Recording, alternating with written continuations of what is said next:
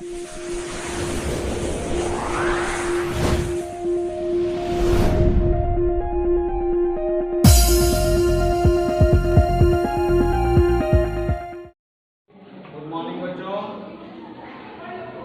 का टॉपिक है turning forces and equilibrium. ठीक है ना। IIT फाउंडेशन क्लास 9 के तहत ये चैप्टर हम लोग देखेंगे, टॉपिक देखेंगे कि टर्निंग फोर्सेस एंड इक्विलिब्रियम क्या है। जैसा कि हम लोग जानते हैं, ये यदि कोई बॉडी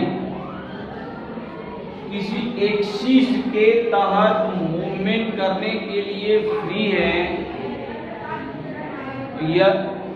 और उस पर यदि कोई बल लगाया जाए या बल युग्म लगाया जाए, कपुल ऑफ फोर्स लगाया जाए तो वो क्या होता है, अपने एक्सिस के अकॉर्डिंग घूम जाती है ना। That is called turning force. वो टर्निंग फोर्सेस यानी घूमने वाला बल नहीं घूमता, यानी ऐसा बल जिसके कारण due to the force if your body is in motion around an axis is called turning forces. उसको हम टर्निंग फोर्सेस कहते हैं। ठीक है। तो ये जो इस पर कार्य करता है, यानी टर्निंग कराता है, वो कौन सी फिजिकल क्वांटिटी है, कौन सा फिजिकल एक्शन है जिसके कारण body around the axis motion में आती है, वो हम देखेंगे इस टॉपिक के तहत। ठीक है ना। तथा इसके साथ ही एक और पॉइंट है इक्विलिब्रियम, यानी संतुलन, और उसका संतुलन कैसे बना रहता है। ठीक है। तो ये जैसा कि अभी हम देख रहे थे, एंड इक्विलिब्रियम यानी संतुलन के बारे में भी अभी हम देखेंगे।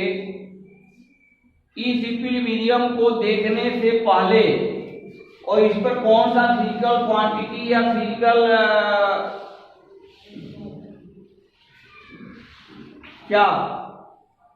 जो भी फिजिकल क्वांटिटी इस पर कार्य कर रही है, वो देखेंगे कि क्या इस पर कौन सी फिजिकल क्वांटिटी या फिजिकल यूनिट हमारा इस पर एक्ट है, क्रियाशील है, एक्टिव है। तो वो एक्टिव होने के लिए देखेंगे, सबसे पहला टॉपिक हम देखेंगे फोर्स का टाइप देखेंगे। दो टाइप के फोर्स देखेंगे। ठीक है ना। फोर्स का टाइप हम यदि देखें तो पैरेलल, अनलाइक पैरेलल फोर्स और लाइक पैरेलल फोर्स के बारे में हम देखना चाहेंगे। सबसे पहले हम देखना चाहते हैं अनलाइक पैरेलल फोर्स, यानी suppose unlike parallel force.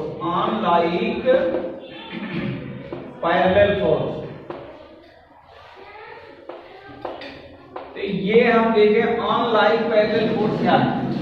Unlike parallel force यानी सपोज करें कि ये हमारा एक कोई बॉडी है, ठीक है ना।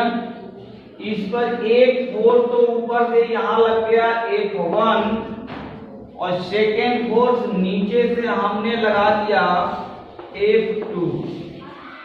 ये F1 और F2 पैरेलल तो है, ये पैरेलल तो है, लेकिन इन दोनों का डायरेक्शन क्या है, अपोजिट है। Hence this type of force is called unlike parallel force. ठीक है ना। ये लाइक पैरेलल फोर्स नहीं है।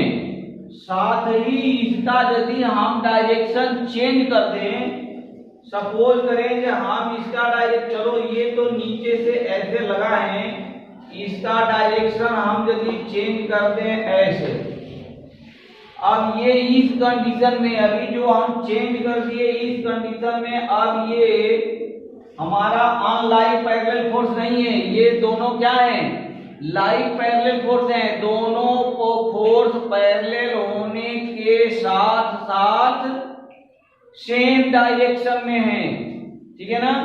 यानी दोनों का क्या है, उद्देश्य एक ही है, इस बॉडी को ऊपर खींचना या इस बॉडी को ऊपर धक्का देना, ठीक है ना।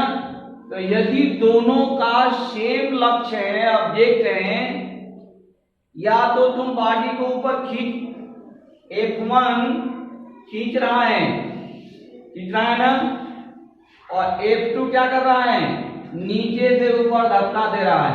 यानी इसका भी यही ऑब्जेक्ट है कि इस पिंड को ऊपर पहुंचाना, और इसका भी यही ऑब्जेक्ट है कि इस पिंड को ऊपर खींचना, ठीक है ना। Hence the type of force is called like force, like parallel force। तो ये जैसा कि अभी हम लोगों ने लाइक और अनलाइक पैरेलल फोर्स देखा, तो ये लाइक और अनलाइक पैरेलल फोर्स के साथ एक और टॉपिक आता है, मोमेंट ऑफ फोर्स। क्या आता है, moment of force, moment of force, इसे हिंदी में कहते हैं बल आघूर्ण, बल आघूर्ण, बल आघूर्ण, ठीक है ना। इट इज डिनोटेड बाई,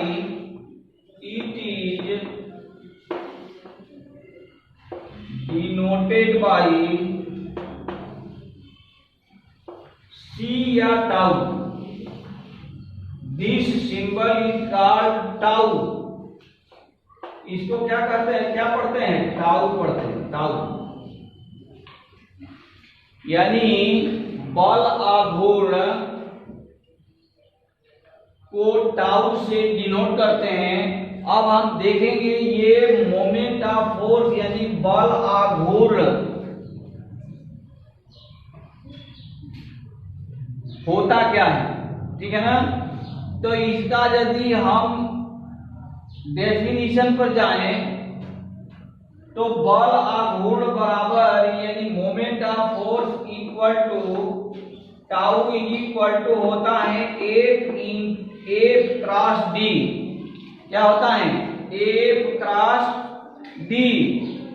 ये परपेंडिकुलर डिस्टेंस है, ये ध्यान रखें, बल गुणे परपेंडिकुलर डिस्टेंस। कहां से, from the axis of moment, यानी घूमने के अक्ष से बल के क्रिया रेखा के बीच की परपेंडिकुलर डिस्टेंस, बल की क्रिया रेखा यानी line of action of force, line of action of force यानी बल का क्रिया रेखा। हमने बोला बल किसी डायरेक्शन में एक सक्रिय होगा ना, तो वो जिस डायरेक्शन में सक्रिय होगा that is called line of action of force, उसे हम बल की क्रिया रेखा कहते हैं। क्लियर है। तो उस बल की क्रिया रेखा से जिस एक्सिस के अराउंड हमारा बॉडी घूमने के लिए स्वतंत्र है, उनके बीच की परपेंडिकुलर डिस्टेंस, एनी डिस्टेंस नहीं, कौन सी डिस्टेंस, परपेंडिकुलर डिस्टेंस का क्रॉस मल्टीप्लिकेशन, मल्टीप्लिकेशन हम यहां बोल रहे हैं बार बार, cross multiplication it means what, क्या मतलब है इसका।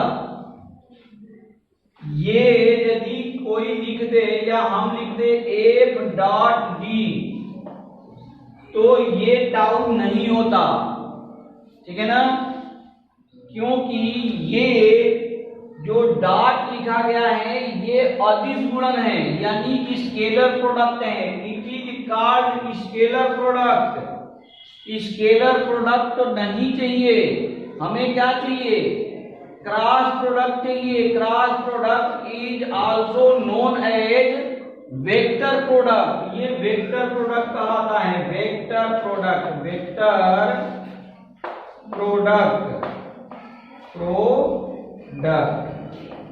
इसको वेक्टर प्रोडक्ट कहते हैं। और ये इसको क्या कहते हैं? Scalar product. स्केलर प्रोडक्ट,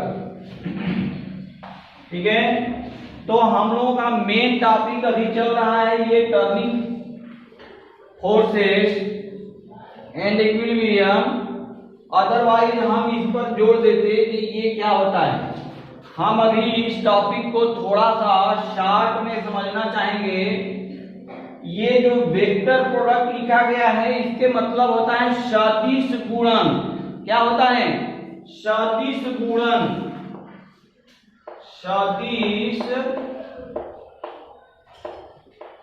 सदिश गुणन, ठीक है। और ये होता है जो डॉट प्रोडक्ट है इसको कहते हैं अदिश गुणन। अदिश गुणन, ठीक है। तो ये सदिश गुणन है, ये अदिश गुणन है। इसमें बहुत बड़ा डिफरेंस है। सदिश गुणन और अदिश गुणन में बहुत बड़ा डिफरेंस होता है। दो भौतिक राशियों का सदिश गुणन, दो भौतिक राशियों का नहीं बल्कि सदिश राशियों का सदिश गुणन हमेशा एक सदिश राशि होती है, ठीक है। जबकि दो सदिश राशियों का अदिश गुणन सदैव एक अदिश राशि होती है। यानी यदि हम ये प्रोडक्ट निकाल दे, डॉट प्रोडक्ट निकाल रहे हैं, अदिश गुणन निकाल रहे हैं, तो जो हमारी न्यू फिजिकल क्वांटिटी जनरेट होगी दैट इज स्केलर क्वांटिटी हो जाएगी, वो अदिश राशि हो जाएगी। जबकि ये क्रॉस प्रोडक्ट यदि हम निकाले हैं तो क्रॉस प्रोडक्ट मीन्स सदिश गुणन। हमने अभी बोला जो क्रॉस प्रोडक्ट यानी वेक्टर प्रोडक्ट से find out quantity will be always equal to a vector quantity. वो एक वेक्टर क्वांटिटी होगी, सदिश राशि होगी, अदिश नहीं होगी। हेंस आवर टॉर्क इज कैसी क्वांटिटी हो गई? वेक्टर क्वांटिटी है, वेक्टर क्वांटिटी।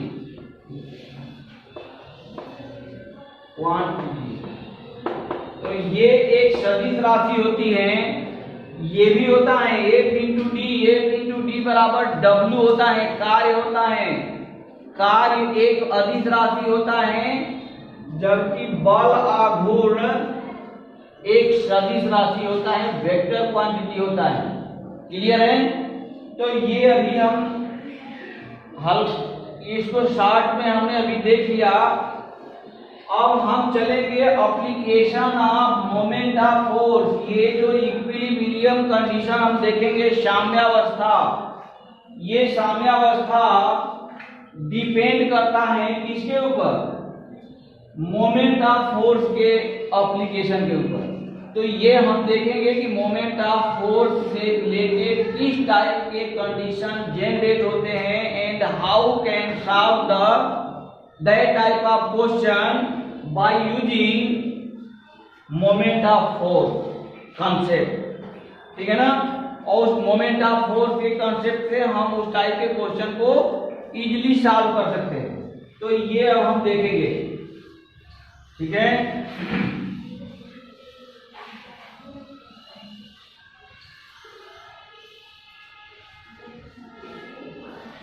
इसको देखने के लिए सपोज करें कि यहां हमारा एक कोई रॉड है, क्या है? हमने यहां एक रॉड सपोज कर लिया, ठीक है।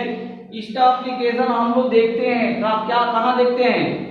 पार्क वगैरह में जो जाते हैं ना, तो एक तो होता है स्लाइडर, और दूसरे को क्या बोलते हैं, जो बच्चे ऊपर नीचे वो बैठते हैं। तो ये जो पार्क में दो टाइप के खिलौने बच्चे ज्यादा यूज करते हैं, इंटरेस्ट लेते हैं, दो टाइप के छोटे छोटे जो बच्चे होते हैं। एक तो स्लाइडर होता है और सेकेंड होता है शीशा, SISAW, शीशा। तो ये जो होता है ये इस टाइप का होता है। ये एक वो क्या बोलते हैं, वो उसको स्पेन टाइप का लगा रहता है, मैंने वुडन प्लेट टाइप, मान लो वुडन प्लेट होता है। और यहाँ ये इस टाइप से इसका एक बेस लगा रहता है, ठीक है ना। इस यहाँ जो ये बेस है, इस बेस से ऊपर नीचे मूवमेंट करने के लिए ये जो वुडन प्लेट है या आयरन प्लेट है ये फ्री होता है, ठीक है। अब सपोज करें कि इस पर एक यहाँ एक साइड में यहाँ एक बालक बैठ गया, एक बालक मान लें हम यहाँ बैठ रहा है, एक बालक यहाँ बैठ रहा है। चलो ऐसे बना लो, ये बना लो, ये हो गया बालक। एक बालक यहाँ बैठ गया और सेकंड बालक मान लें हम यहाँ बैठ गया, ठीक है, ये बैठ गया सेकंड बालक। अब यहाँ हम देख रहे हैं कि ये दोनों बालक यहाँ कई कंडीशन जनरेट हो सकता है। सपोज करें कि दोनों बालक का वजन यानी weight of both boys is in equal, ठीक है ना। यदि दोनों का इक्वल वजन है, दोनों इसके बावजूद भी, यानी यहाँ हम यदि इसको W1 माने, इसका W2 भार मान ले, वेट मान ले, तो if W1 equal to W2, लेकिन ये दोनों का वजन बराबर होने के बावजूद यहां से, यानी जो मेन एक्सिस है हमारा, मूविंग एक्सिस है, इस मूविंग पॉइंट से सेम डिस्टेंस पर नहीं है। यानी ये यदि हम इधर D1 मान लें, इधर का डिस्टेंस D2 मान लें, तो D1 not equal to D2, यदि ये नहीं है, W1 इक्वल टू W2 तो है, ये तो है, लेकिन second D1 equal to D2 नहीं है, तो ये क्या होगा, कोई बता सकता है कि इस कंडीशन में कौन सा बालक ऊपर जाएगा, कौन सा बालक नीचे आएगा, कैसे पता चलेगा। यहाँ काम क्या कर रहा है, मोमेंट ऑफ फोर्स काम कर रहा है। These are the example of moment of force, ये बल आघूर्ण काम कर रहा है, ठीक है। अब देखते हैं ये कैसे बल आघूर्ण काम कर रहा है। तो ये जो W तो यहाँ नीचे काम कर रहा है, W1 नीचे काम कर रहा है ना, इसका भी W2, ये सपोज करें, ये अभी हम फिलहाल में मिटा दें, तो W2 यहाँ काम कर रहा है नीचे, ठीक है। W1 का मेन उद्देश्य क्या है, इसको नीचे दबाना, इस साइड को नीचे के तरफ दबाना, यही मेन लक्ष्य है ना, जो इसको दबा रहा है। और इस वाले का मेन उद्देश्य क्या है, इस W का, इस वाले का मेन उद्देश्य है इधर दबाना, एक क्लॉकवाइज में दबाना चाह रहा है, दूसरा एंटी क्लॉकवाइज दबाना चाह रहा है, ठीक है ना। दोनों का जो मोमेंट का डायरेक्शन है वो क्या है, अपोजिट है, opposite to the each other, ठीक।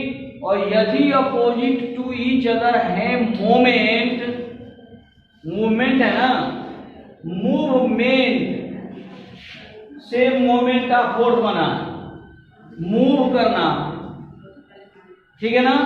तो ये इधर मूव करना चाह रहा है, ये इधर मूव करना चाह रहा है, दोनों में धक्कम धक्की हो रहा है क्या, नहीं, ठीक है ना।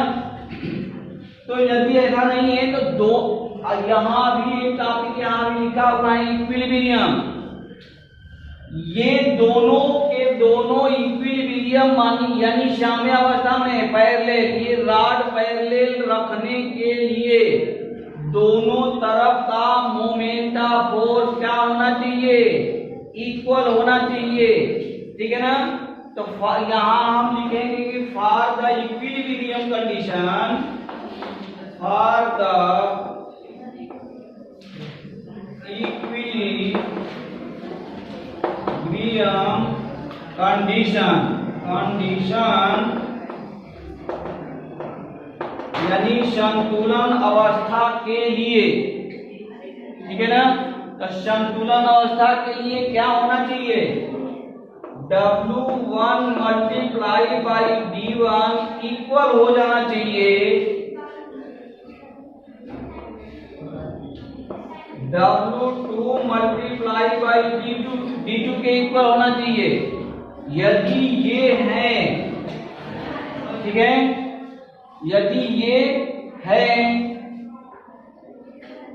तो ये दोनों के ये जो हमारा वुडन प्लाई दिख रही है ये क्या रहेगी, पैरेलल रहेगी, ना तो नीचे दबेगी ना तो ऊपर जाएगी, एक बराबर पैरेलल टू द अर्थ रहेगी।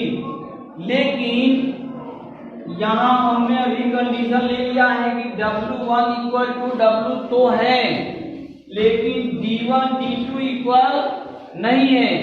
और यदि D1 D2 इक्वल नहीं है तो कौन सा ज्यादा, तो इसमें एक दोनों इक्वल ही हो सकता है क्या, नहीं हो सकता, क्योंकि W1 W2 हमारा इक्वल है, but D1 and D2 is not equal, और D1 D2 इक्वल नहीं है तो D2 is greater than D1, यहाँ D2 बड़ा है D1 से, तो यदि ये बड़ा है D1 से तो ये पूरा का पूरा वैल्यू, ये पूरा के पूरा वैल्यू हमारा क्या हो जाएगा, ग्रेटर हो जाएगा इस पोर्शन से। और ये यदि ग्रेटर हो जाएगा यानी W2 ग्रेटर हो गया, तो W2 ग्रेटर हो गया इट मीन कि ये बालक दबा देगा नीचे, ये साहब कहाँ चले जाएंगे, ये ऊपर उठ जाएंगे, यानी first boy goes on above and W2 यानी second boy goes on below condition, ये नीचे आ जाएगा और ये ऊपर आ जाएगा।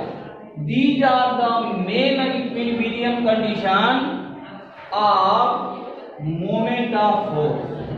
ये हमारा मोमेंट ऑफ फोर्स का बेसिक कंसेप्ट रहा। इससे रिलेटेड डिफरेंट टाइप के क्वेश्चन हम दैनिक जीवन में देखते हैं, ठीक है ना। और कुछ एक आध एग्जाम्पल अभी हम यहाँ देखेंगे कि how can solve the question based on this application, इस एप्लीकेशन के आधार पर, ठीक है ना।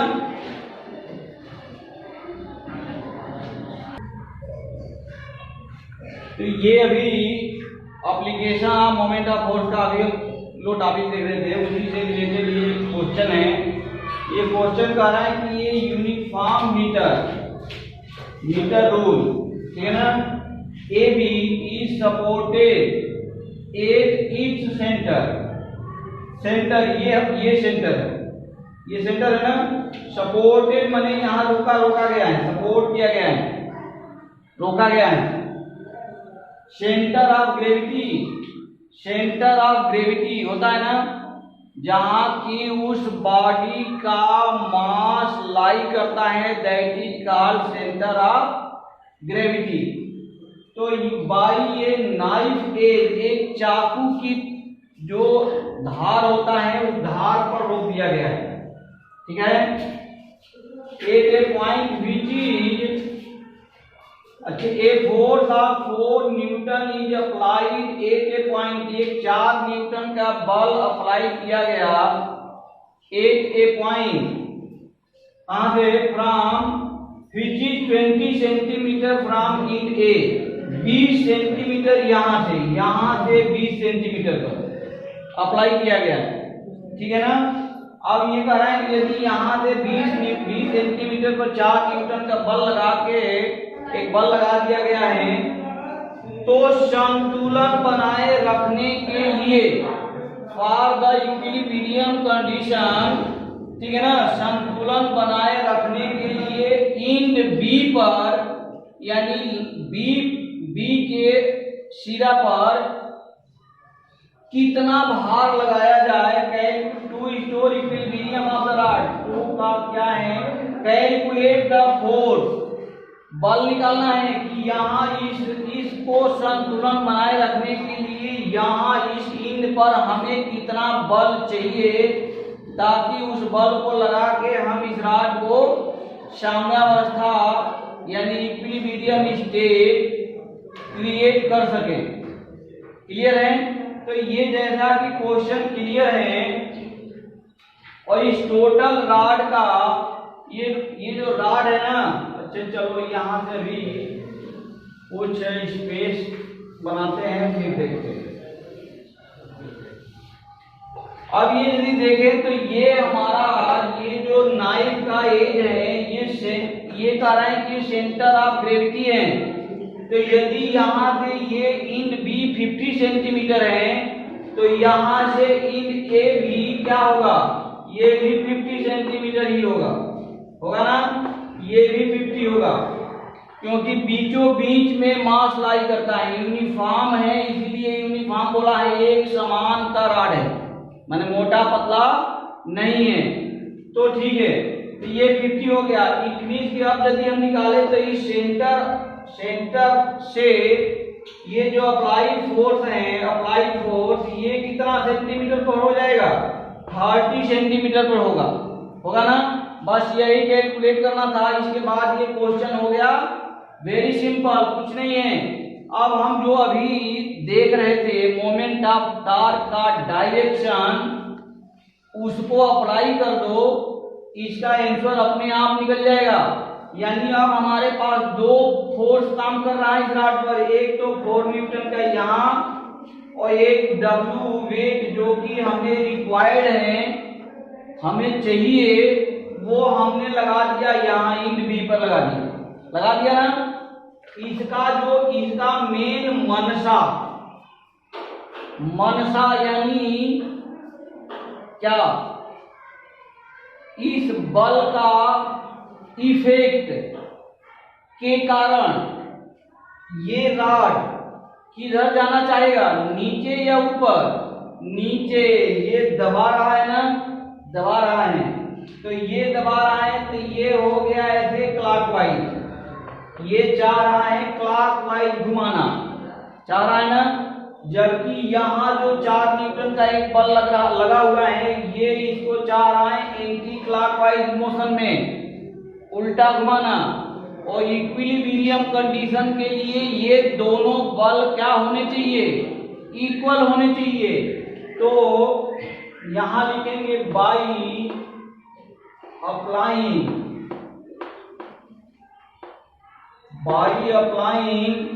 इक्विलिब्रियम कंडीशन,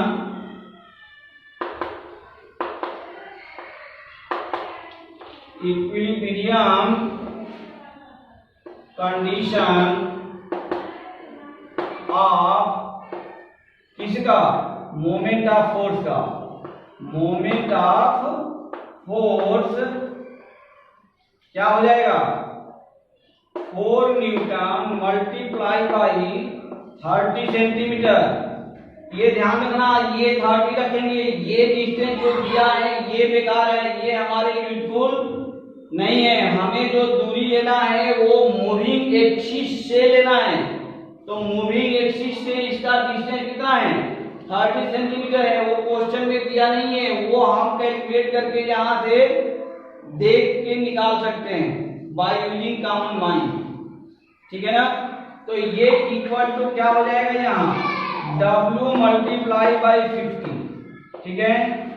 तो यहाँ से W इक्वल टू कितना हो गया 4 मल्टीप्लाई बाई 30 डिवाइडेड बाई 50, 0 से 0 कैंसिल आउट हो गया, ये कितना हो गया 12 डिवाइडेड बाई 5 यानी कितना आया 2 पॉइंट हाउ मच 4 न्यूटन।